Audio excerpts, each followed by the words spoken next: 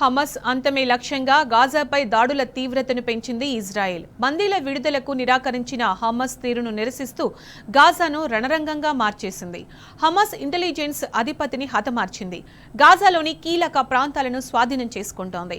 Gaza స్ట్రిప్లోని మరిన్ని ప్రదేశాలను ఆక్రమించాలని Israel defence ఫోరెన్స్ను ఆదేశించారు ప్రధాని నెతన్యాహు. పాలస్తీనీయులు గాజాను ఖాళీ చేయాలని హెచ్చరించారు. లేదంటే ప్రాణనష్టం తప్పదని తేల్చి చెప్పారు. ఇజ్రాయెల్ ప్రజలను రక్షించేందుకు గాజాలో సెక్యూరిటీ జోన్లను విస్తరిస్తున్నట్లు పేర్కొన్నారు. బందీల విడుదలలో హమస్ జాప్యంతో గాజా నామరూపాలు లేకుండా పోతుందంటున్నారు ఇజ్రాయెల్ పీఎం. గాజా విలీనం అవుతూనే ఉంటుందని వ్యాఖ్యానించారు. ఈ నేపథ్యంలోనే గాజాలో ముప్పెట దాడులు చేస్తున్నాయి ఐడిఎఫ్ బలగాలు. కాల్పుల విరమణ తర్వాత తొలిసారి ట్యాంకులు, పదాతి దళాలు ఆక్రమణకు దిగాయి. నెట్జారిం కారిడార్లో ఉత్తర, దక్షిణ గాజాలను వేరు చేసేలా ఆపరేషన్ నిర్వహిస్తున్నాయి. గాజాలోని తుర్కిష్ ఆసుపత్రిని ఐడిఎఫ్ దళాలు పేల్చేశాయి. దీనికి సంబంధించిన దృశ్యాలు సోషల్ మీడియాలో వైరల్ అయ్యాయి.